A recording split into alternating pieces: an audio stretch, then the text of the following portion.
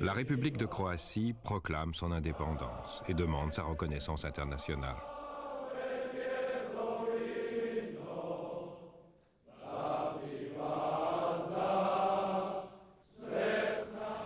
Pozivamo sve vlade I parlamente svih država da prihvate I priznaju čin slobodne odluke hrvatskog naroda, čin slobode kojim još jedan narod hoće postati punopravnim članom međunarodne zajednice slobodnog svijeta.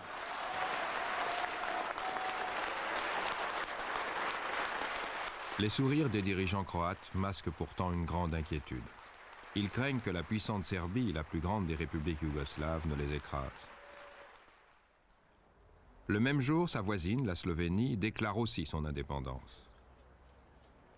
Et plus audacieux, les Slovènes chassent immédiatement les douaniers yougoslaves de leurs frontières avec l'Italie et l'Autriche. Willkommen in Slovenia. Willkommen, ja, danke. Haben Sie Pass? Ja. La Yougoslavie peut-elle laisser sa république la plus riche et la plus à l'ouest faire ainsi sécession?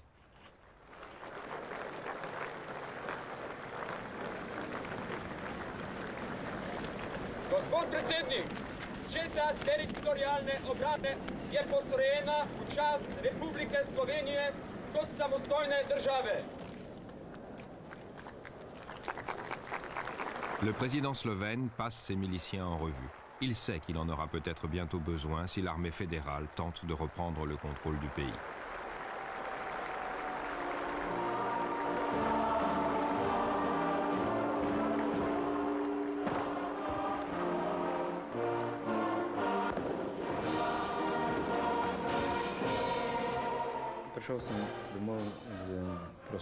Après la cérémonie, je suis rentré chez moi et j'étais en train d'écrire mon discours pour le congrès, prévu pour le lendemain, quand le téléphone a sonné. C'était mon assistant qui m'a dit « Les chars font mouvement ».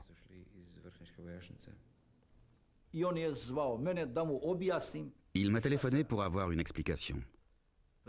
Il m'a demandé « Général, êtes-vous en train de lancer une attaque contre la Slovénie ?» J'ai dit « Les chars sont dans les rues et se dirigent vers Ljubljana ». Monsieur le Président, ai-je répondu, nous n'avons aucune intention de vous attaquer.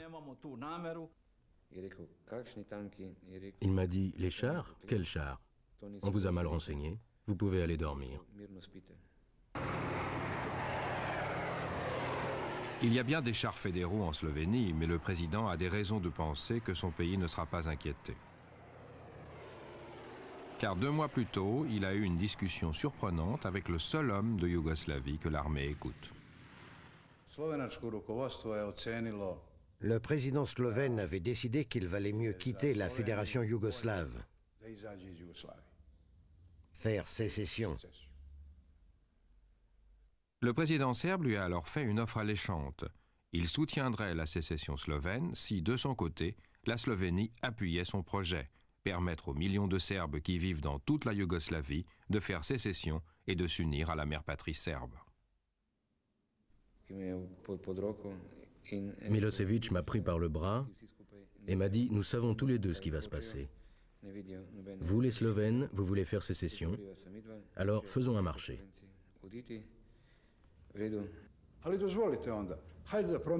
Réécrivons la Constitution et étendons le droit de faire sécession non seulement aux républiques, mais à tous les groupes ethniques.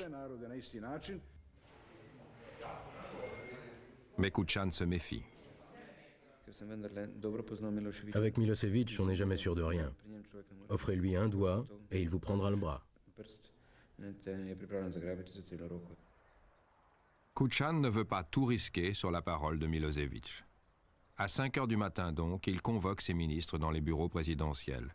Ils doivent décider s'ils combattront ou non l'armée fédérale. La guerre semblait inévitable et je ne savais pas si nous y étions préparés. Personne ne parlait. On évitait tous de se regarder.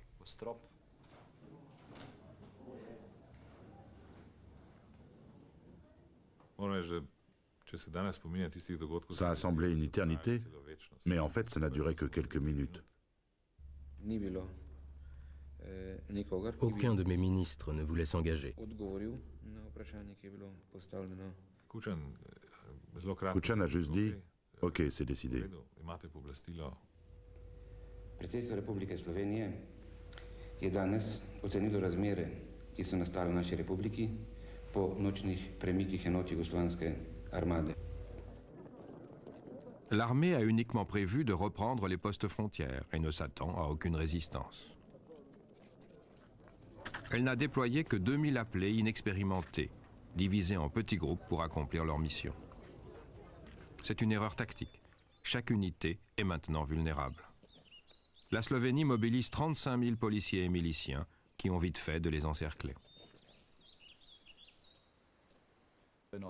Les troupes fédérales étaient tributaires de nos infrastructures.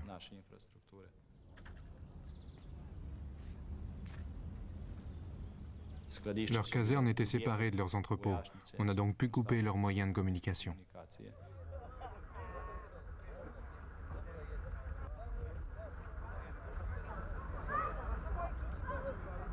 Les Slovènes bloquent toutes les grandes routes du pays et les milliers de soldats yougoslaves sont pris au piège dans leurs casernes. Hier, ils étaient là pour protéger les Slovènes. Aujourd'hui, ils sont leurs otages. Jedeno, eto tako. Šta kaže, jel znate sve podatke protiv koga se borite i sve to? No, znam, samo znam da pucaju na nas, ništa više. Ne znate ko puca? Pucaju i teritorijalci, koji drugi. A znate li zbog čega se vodi ova ratova bitka? Otko znam, šta znam, ovi, koliko ja kužim tu, ovi kao hoće da se odcijepljuju, a mi kao ne damo. On était complètement pris à contre-pied. Des officiers comme ce colonel, un Serbe, qui a servi pendant 40 ans en Slovénie, voient l'œuvre de leur vie détruite. Je ne pouvais pas croire qu'un soldat slovène me tirerait dessus. J'étais naïf. Je croyais que le pays que nous servions tous était indivisible.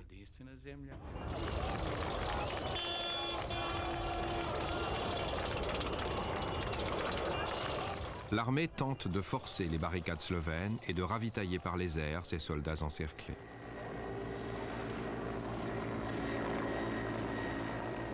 Les Slovènes enfoncent le clou.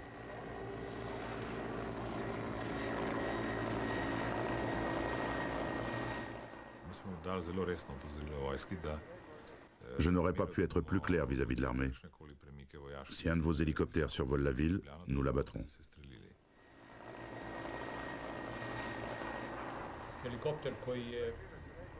On a envoyé un hélicoptère de mon régiment pour aller chercher du ravitaillement. Quand il a été touché, on l'a entendu. On l'a senti s'écraser au sol.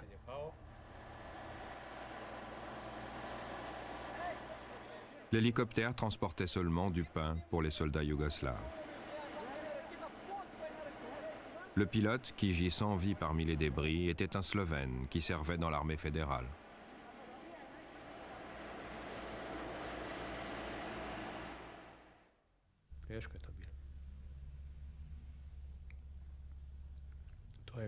Ça a été un coup très dur, quand j'ai compris que tout était fini.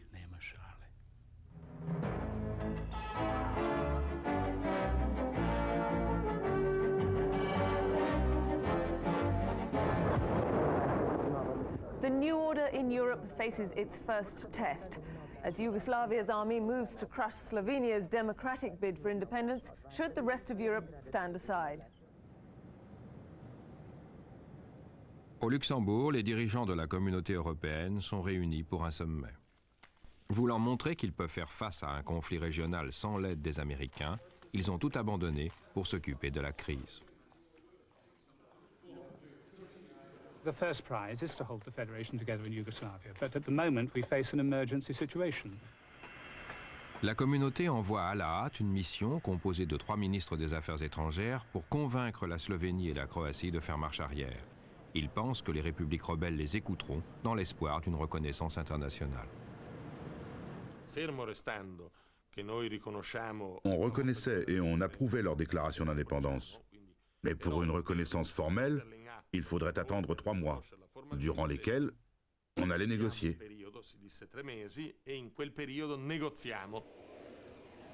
La Slovénie étant maintenant zone de guerre, ils se rencontrent en Croatie, fraîchement indépendante.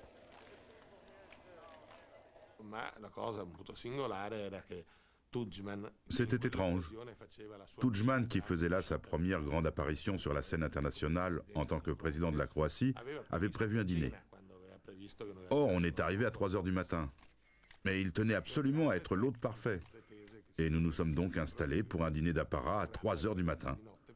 Avec serveurs en jaquette, les plats se succédaient. Comment dire? Les convenances, le cérémonial, l'étiquette, tout était respecté. Alors que nous avions une crise sur les bras. Quand le président Kučan est arrivé, l'atmosphère a changé. Il était dans l'œil du cyclone, il était nerveux et peu disposé à manger tous ses plats.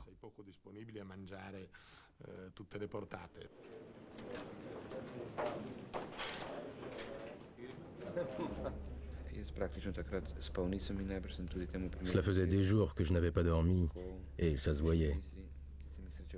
J'avais eu des entretiens avec chacun d'entre eux en d'autres occasions. Quand M. Pos du Luxembourg m'a demandé « Que se passe-t-il ?», je lui ai répondu « Nous sommes en guerre ». Les ministres européens ont bientôt des raisons de se réjouir. Ils ont arrêté une guerre en Yougoslavie. Les Slovènes ont accepté de cesser le feu et de négocier. I think that we achieved the main aim of our mission, which is bringing about a desescalation of the situation. Mais l'armée fédérale et les Slovènes poursuivent les combats. Les plus à plaindre, ce sont les soldats yougoslaves.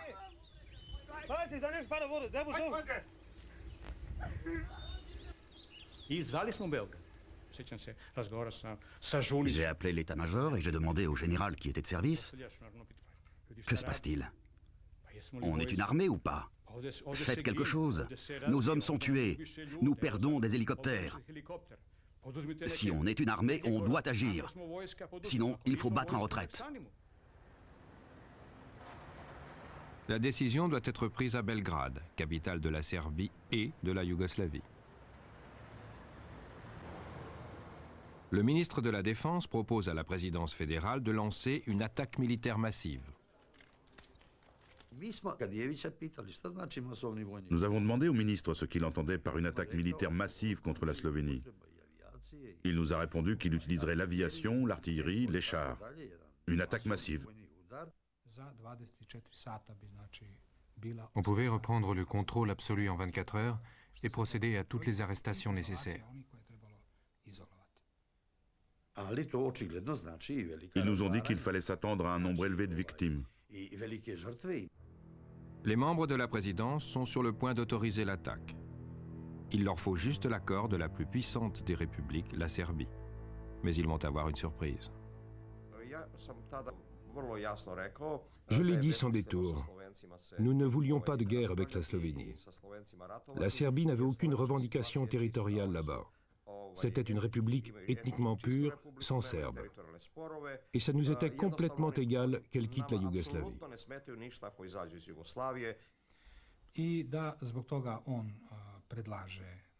Il a proposé le retrait de l'armée de Slovénie jusqu'aux nouvelles frontières. Personne n'a plus dit un mot. Nous sommes des soldats, vous savez. C'était un ordre de notre commandement suprême. Et je n'avais pas à le discuter. À contre-cœur, les généraux mettent fin au combat en Slovénie. Les ambitions de la Serbie sont ailleurs. J'étais contre l'utilisation de l'armée fédérale en Slovénie. On aurait été trop dispersés. Mais une fois débarrassés de la Slovénie, on pouvait dicter nos conditions aux Croates. Et effectivement, le président serbe affirme ses intérêts légitimes en Croatie. Ce soir-là, j'ai eu une discussion en privé avec Milosevic. Et je me souviens très bien d'une chose qu'il m'a dite. La Croatie ne peut pas s'en aller comme ça. 600 000 Serbes y vivent. Si l'on accorde aux Croates le droit de quitter la Yougoslavie, ils ne peuvent refuser à d'autres le droit de choisir. Les Serbes voulaient rester au sein de la Yougoslavie.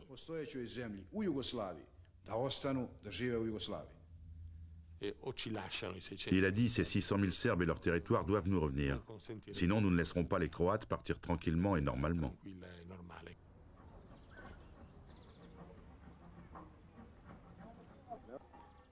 À la différence de la Slovénie, la Croatie a une importante minorité serbe. C'est ici, à Vukovar, près de la frontière avec la Serbie, que va véritablement commencer la guerre de Yougoslavie.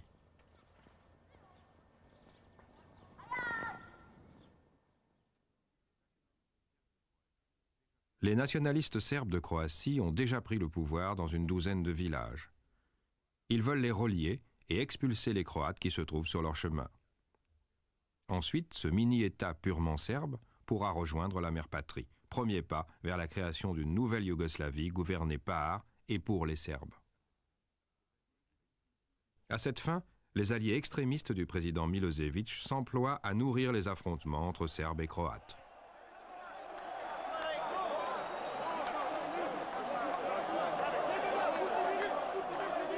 Srpstvo je u samim korenima ugroženo. Ustaške horde atakuju na srpska sela, na srpske žene i decu. Ustaške horde nastoje da dovrše ono genocid nad srpskim narodom. 91. godine. Cette année-là, nous avons lancé une campagne massive pour recruter des volontaires. Et nous les avons envoyés dans la zone de danger, en Croatie orientale. L'homme chargé d'arrêter ces intrusions serbes est le chef de la police de Croatie orientale, Josip Rajšelkir. Il est à la tête d'1 millier d'hommes armés, seule présence militaire croate dans la région. Mais Kir refuse de prendre le chemin de la confrontation. Et il fait tout pour que Serbes et Croates continuent à vivre ensemble.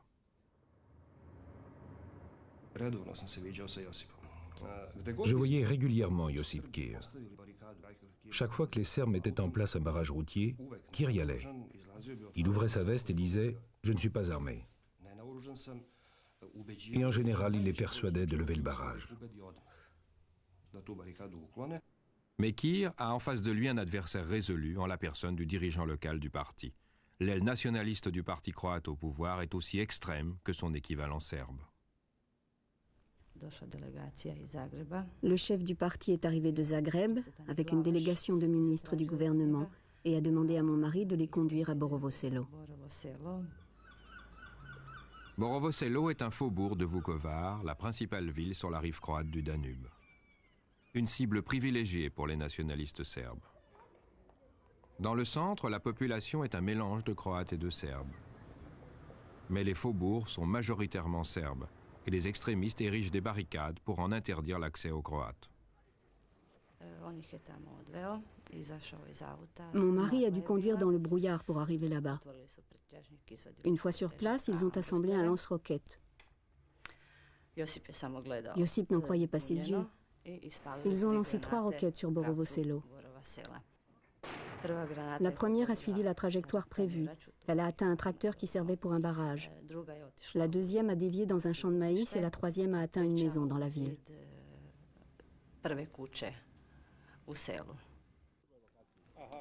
Cet acte de provocation a été commis par certains des alliés politiques les plus proches du président Tudjman. D'autres membres de son cabinet ne vont pas tarder à le découvrir.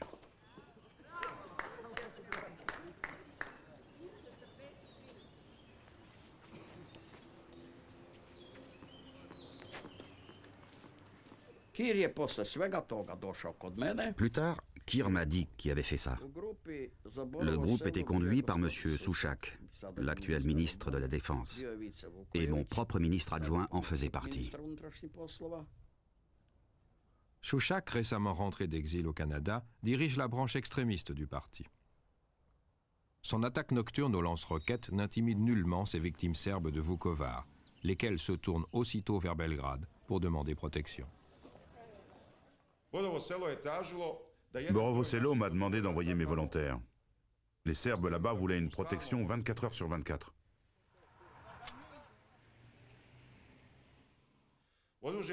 La police de Milosevic nous a donné des armes. Les Serbes des faubourgs de Vukovar capturent 2 policiers croates. Les Croates ripostent. Les Croates ont descendu la rue principale. 2 bus remplis de policiers croates fortement armés pénètrent avec assurance dans le bastion serbe et se jettent droit dans une embuscade.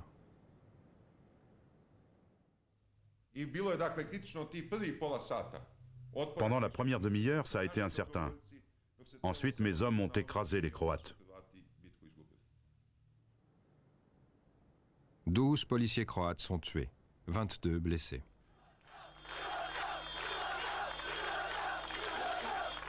Cette nuit-là, la Croatie laisse éclater sa fureur. La foule brûle les drapeaux yougoslaves, symbole pour elle de la Serbie.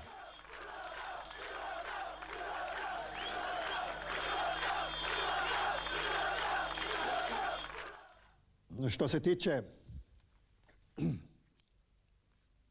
situacije u kojoj smo našli,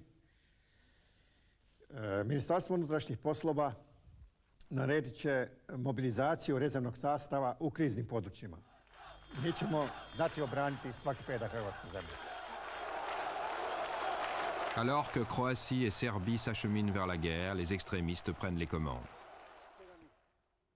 Les bellicistes proches du président Tudjman sont déterminés à mettre un terme au travail de maintien de la paix de leur chef de la police, Rajšelkija. Ils décident de se débarrasser de lui.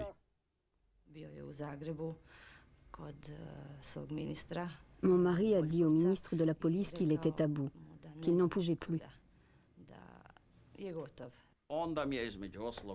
Il m'a dit, « Monsieur le ministre, aidez-moi, on va me tuer.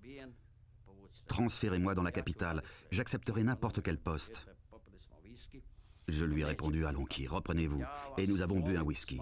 Mais il a continué, « Sauvez-moi !» Alors je lui ai demandé qui lui en voulait. Et il m'a répondu, le dirigeant local du parti. Et ici, dans la capitale, le ministre Souchak et son entourage.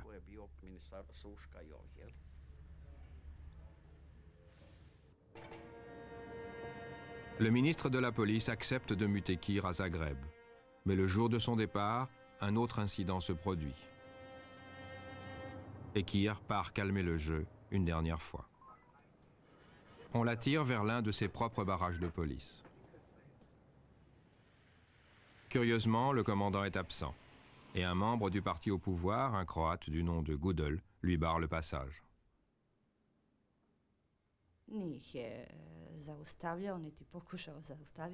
Gudel a vidé son chargeur sur la voiture. Mon mari a reçu 16 balles. Ça a été sa récompense pour tous ces mois de travail et d'effort.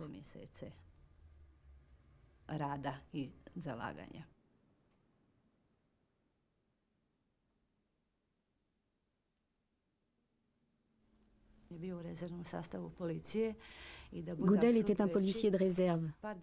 Ce qui paraît absurde, c'est que 2 ou 3 jours plus tôt, il était venu voir Josip pour avoir une arme. Et Josip lui avait donné une Kalachnikov. Et c'est avec cette Kalachnikov qu'il l'a tué.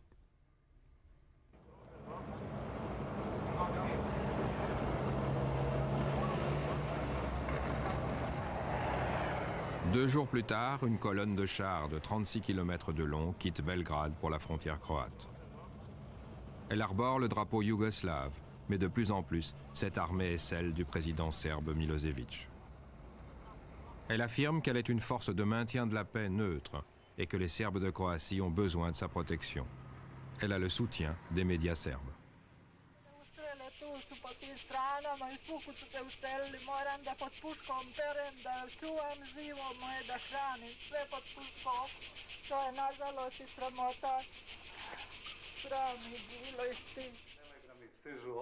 L'un des officiers envoyés pour protéger les Serbes est le colonel Mladic, qui plus tard commandera l'armée des Serbes de Bosnie. U službi otadžbine Socijalističke federativne republike Jugoslavije sa mojim drugovima, starešinama iz redova svih naroda i narodnosti i sa svojim vojnicima. Mais les Croates ne trouvent pas le colonel aussi équitable qu'il le prétend lorsqu'il arrive dans le petit village de Kijevo.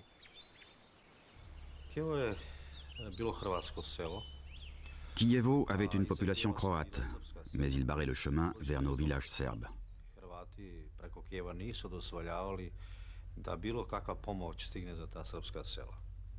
Comme les Croates refusaient de nous laisser les ravitailler, je leur ai lancé un ultimatum.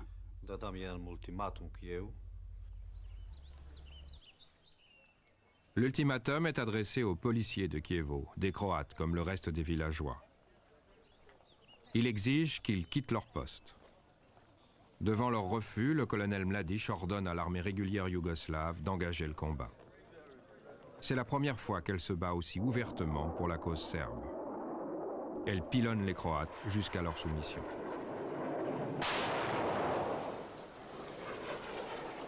U Kijevu otićete i tamo.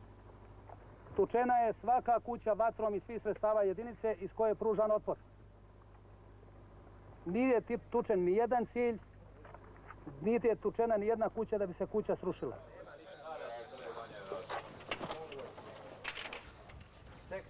Une fois l'armée victorieuse, les Serbes locaux entrent en scène.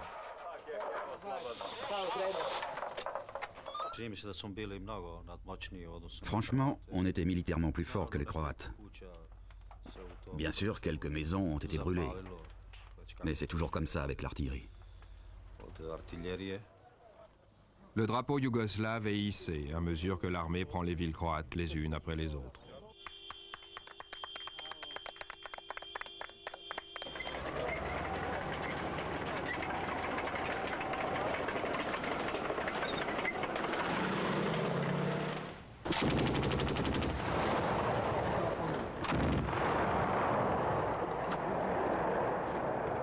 Mais si les Serbes disposent de l'artillerie lourde, ils sont face à une difficulté. Chaque grande ville de Croatie a une caserne de l'armée yougoslave, que les Croates assiègent. Mais l'armée de ceux-ci est réduite. Le président Tudjman choisit donc avec soin le lieu où il les arrêtera.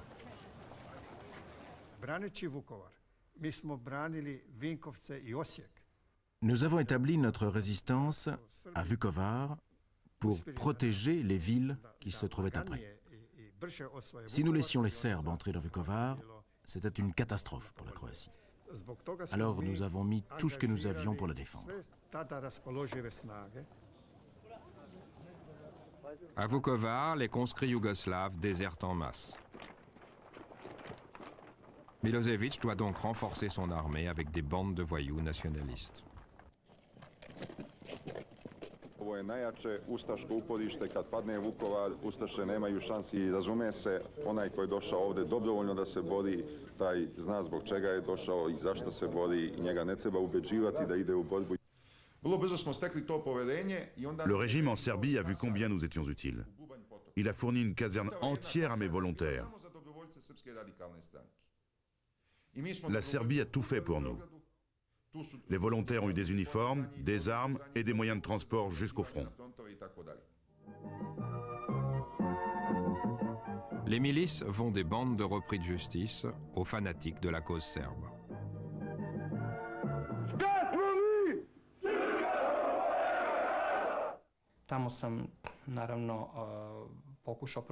Je suis allé en Croatie pour enseigner l'idéologie à notre peuple, mais je me suis retrouvé commandant sur le front. En temps de guerre, c'était mon devoir de nationaliste serbe.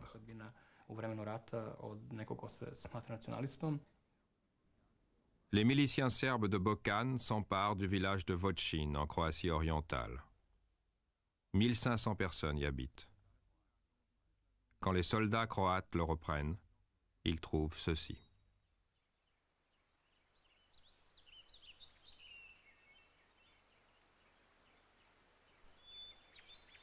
Les hommes de Bokan ont tué 48 civils croates.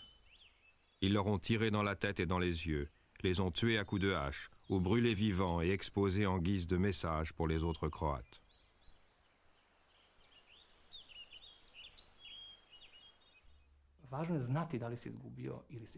Il faut choisir son camp, héros ou lâche.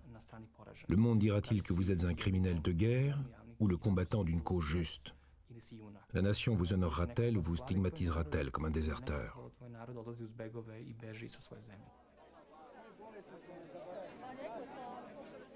La terreur est calculée pour chasser des populations entières. C'est ici que commence la désormais célèbre purification ethnique. Les Serbes en sont les principaux auteurs mais pas les seuls. Ses femmes et ses enfants sont croates. Ce vieil homme est serbe. Tous sont de Vukovar, mais ils partent dans des directions opposées.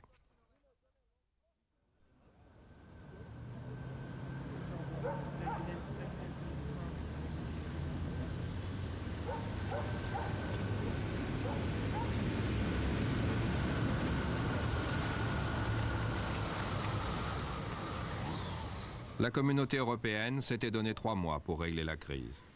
2 ont passé et la violence n'a fait qu'empirer. À présent, les 6 républiques yougoslaves sont convoquées à la table des négociations. Mr. Chairman, Excellencies, the Yugoslav crisis, which is the reason for convening this conference, is the result of unilateral secessionist policy, first of Slovenia, then of Croatia. Nema osnove za sprečavanje hrvatske samostalnosti pozivom na Jugoslavenski ustav iz 1974. jer je on narušen od Srbije ukidanjem autonomije. Postojao je lijep scenario. Quel spectacle! Les ministres de la communauté européenne présidaient, et nous étions assis là, les 6 dirigeants tribaux de la Yougoslavie, à nous dévisager avec plus ou moins de haine. Having heard some of the remarks made this morning, it's quite clear that there are considerable difficulties ahead.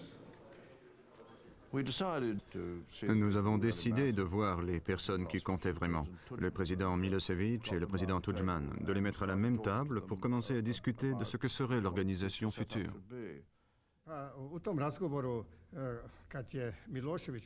Lors de cette réunion, Milosevic a insisté sur le fait que si les Croates avaient droit à un État indépendant, les Serbes avaient eux aussi le droit au même choix.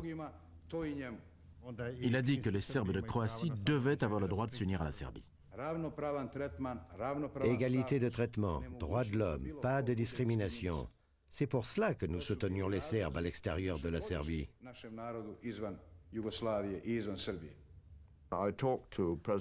J'ai parlé au président Milosevic et je lui ai demandé, seriez-vous prêt, par exemple, à accepter l'indépendance de la Croatie, sous réserve, bien sûr, du respect des droits des Serbes qui vivent en Croatie? Seriez-vous prêt à accepter cela?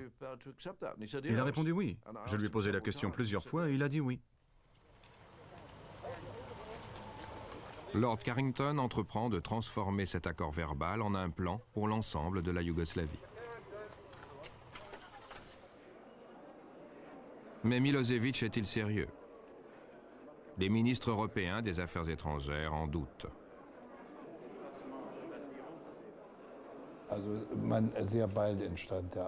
Il a été rapidement clair pour moi que les Serbes étaient en train de gagner du temps pour pouvoir poursuivre la guerre.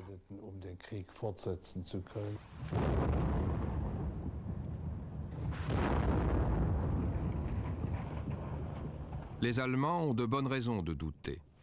Nullement impressionnés par les plans de paix, les généraux de Milosevic bombardent l'ancienne ville fortifiée de Dubrovnik. À son retour, il lui propose un moyen plus rapide encore de terminer la guerre. Nous avions tout planifié jusqu'au moindre détail. Nous allions prendre la capitale croate grâce à une attaque sur 2 fronts. En 48 heures, nous prendrions Zagreb et il n'y aurait plus de Croatie. Mais une campagne aussi flagrante comporte le risque de sanctions, voire même pire. Milosevic convoque son cabinet de guerre composé de Serbes et de leurs alliés, les Monténégrins. Ou nous acceptions le plan que la communauté européenne préparait, ou nous continuions à nous battre, et nous risquions une intervention extérieure. Nous avons fait remarquer que si nous choisissions la guerre totale avec la Croatie, les Croates feraient appel à l'Allemagne, à l'Autriche, à la Hongrie et à Dieu sait qui encore. Nous n'avions pas de tels alliés. Les Russes nous avaient dit qu'ils ne pouvaient pas nous aider. Milosevic fait valoir que le plan élaboré par Lord Carrington permettra à la Serbie d'obtenir ce qu'elle veut. Il était évident que nous devions accepter le plan Carrington.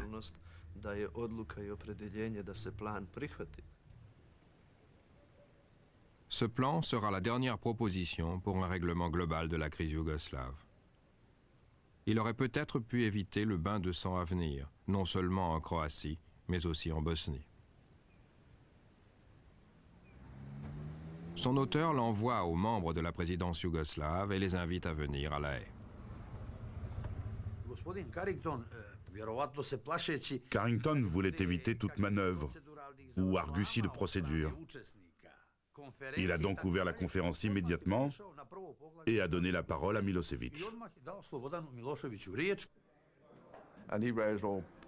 Il a soulevé toutes sortes de problèmes juridiques. Est-ce qu'on pouvait ainsi démembrer la Yougoslavie, etc. Bref, tout ce qui était possible et imaginable. Il était clair qu'il faisait marche arrière. Milosevic rejette le plan Carrington, car celui-ci comporte une modification apparemment mineure et pourtant cruciale. Milosevic avait accepté que la Croatie devienne indépendante parce qu'il pensait obtenir ce qu'il désire plus que tout, le maintien des autres républiques au sein de la Yougoslavie. Or, le plan Carrington stipule maintenant que chaque république doit au préalable devenir souveraine et indépendante. Milosevic mesure toute la portée de cette clause. Il va automatiquement perdre son emprise sur les autres républiques. Je peux vous dire une chose. Le document qu'ils nous ont présenté était absolument inacceptable.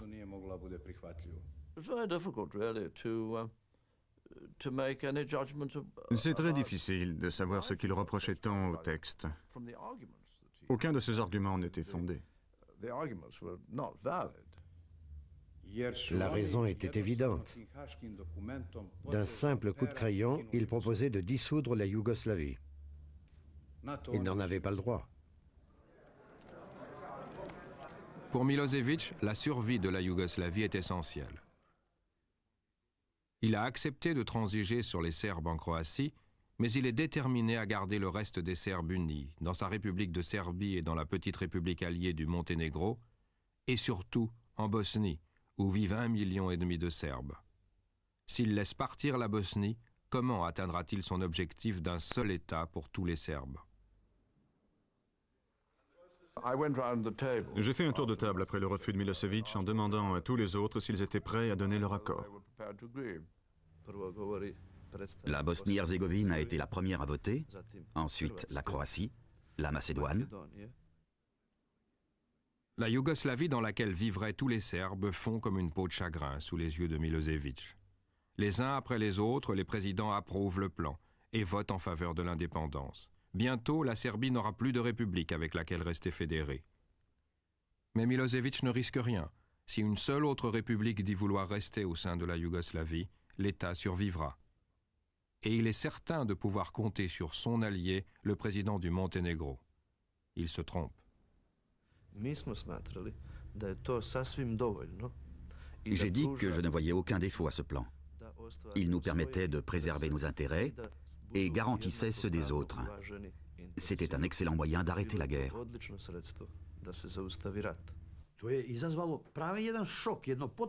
Ça a été un choc.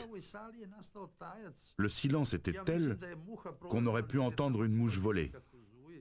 C'était une surprise totale. Milosevic était déconcerté et nerveux, en état de choc. Blessé, Milosevic quitte la Réunion et en appelle à sa base. Il adresse un message clair au peuple serbe de toute la Yougoslavie.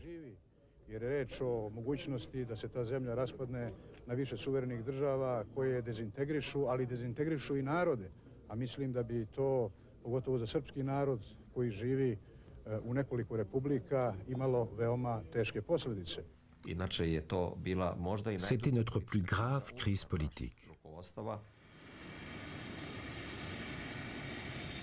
Durant tout le retour, les dirigeants serbes complotent. Nous n'avions pas le choix. Il fallait que le Monténégro recule. Cette nuit-là, le téléphone s'est mis à sonner. C'était tous les poids lourds de la politique. Ils n'ont pas arrêté de me harceler. Vas-tu ainsi trahir le peuple serbe? Ça a duré toute la nuit. Ils ont proféré toutes sortes de menaces. Narodna stranka Crne Gore zatražila je vanrednu sednicu Crnogorskog parlamenta zbog toga što je Momir Bulatović potpisao haški dokument. Očekujemo da će njegova usvoji njihovu deklaraciju kojom se potpis Momira Bulatovića na haški dokument osuđuje kao separatistička odluka kojom se deli jedinstvo. Ja ne mogu zauzeti drugi stav nego da taj haški dokument ne potpiše. Ako je kriterijum dobre vlasti u Crnoj Gori i od naroda prihvaćene vlasti poslušnost i apsolutna identičnost s onim što dolazi iz Beograda, onda ovom narodu ne treba vlast. Mais le Monténégro est bien un satellite de la Serbie. Le président Milosevic convoque son dirigeant à Belgrade. Bakočević je direktno pitao Nous lui avons demandé carrément combien t'a-t-on offert, combien as-tu été payé pour abandonner la Yougoslavie. povoljniju poziciju nego da ostanete u Jugoslaviji. De fait, le ministre italien des Affaires étrangères a donné au Monténégro une excellente raison pour lâcher la Serbie. C'était un important programme d'aide de 30 à 40 milliards de lire, ce qui était beaucoup d'argent pour un petit pays comme le Monténégro. Et il était très intéressé par l'établissement de relations économiques avec la communauté européenne. Il considérait l'Italie comme le moyen pour le Monténégro d'accéder à l'Europe.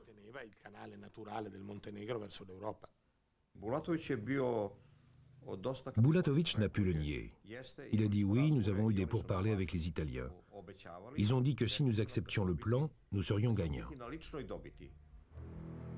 Les Serbes donnent le choix à Bulatović: affronter un scandale public et le désastre politique, ou envoyer une lettre à Carrington en changeant en non le vote du Monténégro sur son plan. Ça a été une réunion très tendue.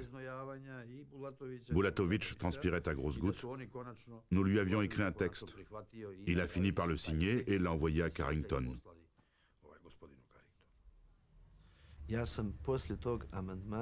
Dès que j'ai eu signé cette lettre, ils ont cessé de dire que j'étais un traître. Le plan Carrington est désormais enterré et Milosevic peut entreprendre de terminer sa guerre en Croatie.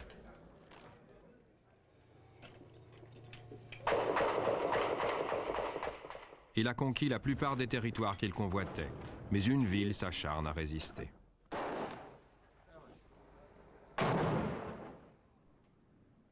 Le haut commandement serbe envoie son plus prestigieux général conduire l'assaut final sur Vukovar.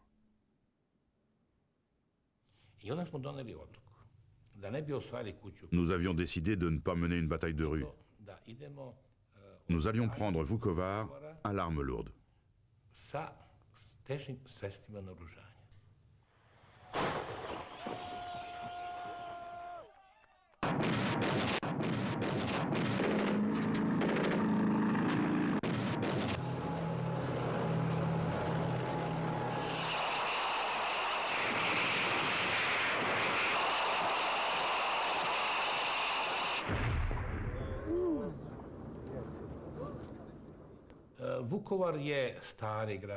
Vukovar est une ville ancienne.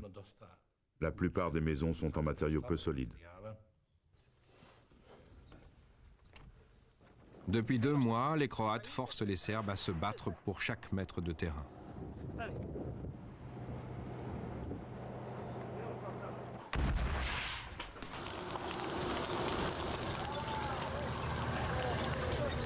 Le président Tudjman considère que la ville est perdue, mais qu'elle peut encore jouer un rôle.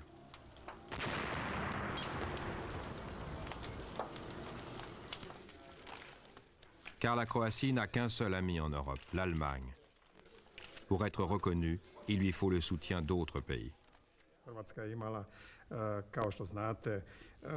La Croatie était pratiquement seule au monde en quête de reconnaissance internationale.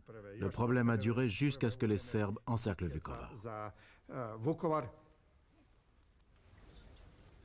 La population de Vukovar est tributaire d'un ravitaillement au compte-gouttes qui doit traverser clandestinement les lignes ennemies. Mais celui-ci se tarit. Le commandant croate décide donc d'en appeler personnellement à son président. Il traverse lui-même les lignes serbes qui encerclent la ville. On a eu de la chance que le brouillard tombe. Il y avait juste une pluie très fine.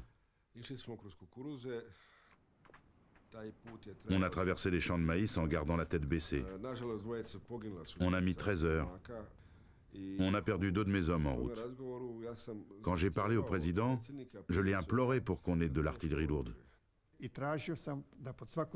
J'ai donc donné l'ordre que l'approvisionnement minimum nécessaire soit envoyé à Vukovar.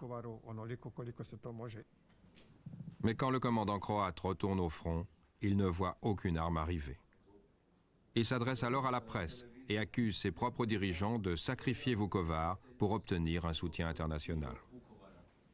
Je ne dis pas que le président n'a pas envoyé d'approvisionnement, mais le fait est qu'on n'a rien reçu. Les Serbes sont maintenant assurés de mettre Vukovar à sac.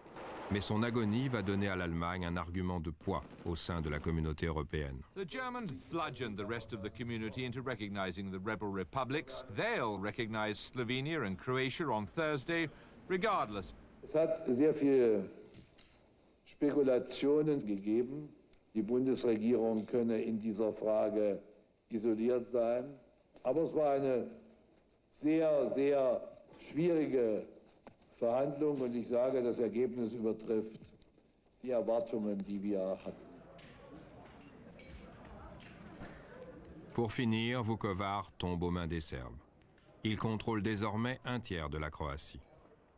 Le prix payé par les deux camps est de 15 000 morts et un demi-million de réfugiés.